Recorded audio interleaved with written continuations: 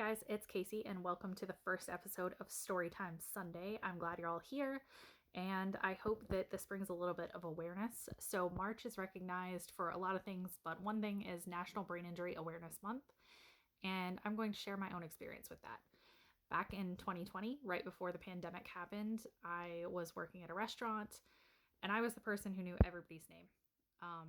We actually had a little contest that you had to you won a gift card of some kind if you could remember everyone, like 80 people's names in the restaurant.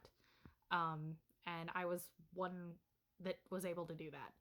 I had a great memory. Fast forward to I was working on a Saturday night, ended up reaching down for some plates. The person next to me was not paying attention, and when I stood back up, I ended up getting hit with a steel cooler door, so a very heavy metal door. The very corner of it caught me really hard right in the temple. Within a few minutes, I was vomiting. I had to talk to my management team, go home, and that turned into 18 months of what this story is going to be. I ended up leaving work that night and had to call someone to come pick me up. I did not feel safe to drive. I was dizzy. I was still nauseous. I was still throwing up. And the person I called was actually an EMT. They assessed for a concussion. If there was anything troublesome, I would have immediately gone to the emergency room. Did not feel like that was the case. Everything kind of checked out. I monitored for a few hours at home, stayed awake, and then went to sleep a little bit later. I felt okay in the morning, had someone drive me back to work. I figured at the very least I was going to get my vehicle and try to go home. And I felt okay enough, so I worked my regular shift at work. And after that, I had 2 days off, so I just tried not to let my team down. And unfortunately, that turned into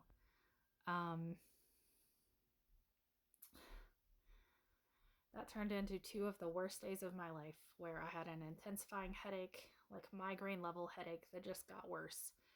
I could not see straight. I had double vision so bad. The room was spinning even when I was sitting still. And if I stood up, I fell down. There was just no getting around it. So I spent 2 days just kind of resting. I had a great partner and my husband who took care of our children and just allowed me to rest as much as possible. Fast forward, after that 2 days, I was already scheduled to see a practitioner that I had seen routinely, knew me very, very well. And they said everything was so concerning, please immediately go to the emergency room, get checked out. So we made arrangements for our children, and that turned into they stayed with grandparents. We went to the emergency room, had everything assessed. Everything looked fine. The emergency room was going to discharge me and said, well, we have this option to just rule out one last thing. Let's do a CT if you're comfortable doing that of your head and neck. And that found a brain bleed. Congratulations to me. And so we immediately transferred to another hospital. And that was about 30 minutes away, that was better equipped to observe, to treat if anything surgical intervention wise needed to happen. And that was just really, really scary. So my husband was driving probably 90 miles an hour behind me in the ambulance because they took me by ambulance. They would not let him drive me. And I was going to stay for overnight observation. I had to wait for a room. And that turned into he had to leave the hospital and go swap children between one set of grandparents and another because of work arrangements and everything that were already just in place. So my husband came back, he was with me, but in the meantime, I was so scared. I was still vomiting. I was still, lethargic. I had the worst headache of my entire life. I can't even describe to you. I would have rather had about anything else happen to me. For the headache and the nausea and just the episodes of everything that I was experiencing, the vertigo that was unending. And so I called a friend and I said, look, if I'm going to die, I need to not be alone. I need you to just talk to me for a few minutes. I need to know somebody is here, even if it's by phone. So I did that. That was how scared I was, facing my own mortality, whether I'd see my husband again, whether I'd see my children again, all the what ifs. So it was really traumatic. And within 6 hours of the initial head CT and imaging, I actually had a resolve in that brain bleed. It was gone.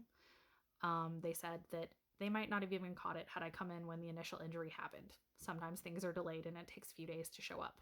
So that was also really scary to know that I could have come in too soon and there be nothing for them to see.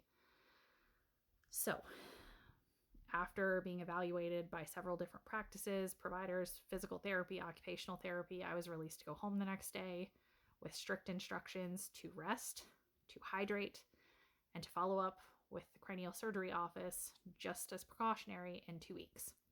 So we waited, we did all the right things, and they said, okay, well, this is not a surgical case. There's nothing wrong that we can handle here, so we're going to refer you to a neurologist. So I was going through work insurance. They referred me to a neurologist. Initially, we had a telehealth consult that was, I think, at least 6 weeks away. So here we are, like 8 weeks out, nothing's really happened. The neurologist had me do some paperwork. I could barely write my name. Sometimes I forgot what my name was. And there were just a whole lot of ups and downs. I could not walk from one end of my house without the other. I had to borrow a walker at 28 to feel like I was capable and safe enough. Most of the time I would just kind of force myself to lean up against the wall, to the point that there was a line just down the wall in the paint in our house. I had to be supervised for showers because I would fall down. There were just a whole lot of things that made me feel really, really incapable, like a burden at 28 years old. And what was going to happen to me if this didn't resolve and I had small children. So this is hard to talk about, but it's real. It's what it is. And so finally I got an actual in-person consult with a neurologist. She recommended quite a few things with medications. And then the workers' comp insurance refused to allow those medications to be filled, or it was weeks before they could be. So finally, after months and months of this and repeat imaging, they cleared me that I did not have any residual effects of that brain injury, but they also would not approve therapies, would not approve any additional medications or anything. One of the medications I tried, I ended up calling the neurologist's office at 11 p.m. because I was so dizzy, so sick, and the symptomatic things made me feel like I was having a stroke and one of my sides went completely numb. So that's the scary thing, having to be your own advocate 24/7 in the worst situation of your life. But I had great support from my family, from my friends who kind of knew what was going on. I never said anything bad about the place I worked, the situation that happened. It was just an accident that happened. But it was a whole lot. It was 18 months of fighting an uphill fight that turned into a legal fight to have a settlement and be discharged from care through my workers' comp insurance, and allowing me to seek my own independent care, which I had numbness from this injury down my jaw and my neck, where I heard like a loud crack, the initial impact of that door against my temple. I had numbness and tingling, just very little sensation down my head and my jaw and my neck for 18 months. Thanks to some great providers, I am mostly capable now, but if I get a bad headache, if I have a bad day, if something is just really, really stressful, it's still terrible. I'm not falling anymore. I don't need a walker. I don't need those things, but this is your reminder that March is National Brain Injury Awareness Month. Traumatic brain injuries are real, and you are your own best advocate. So I hope that this was informative. I hope that you guys have some insight, no matter what your age, no matter what your abilities. Life happens sometimes and accidents do come along. So you need to prepare and protect yourself as best possible. And I hope you guys have a great Sunday. I'll see you in the next one.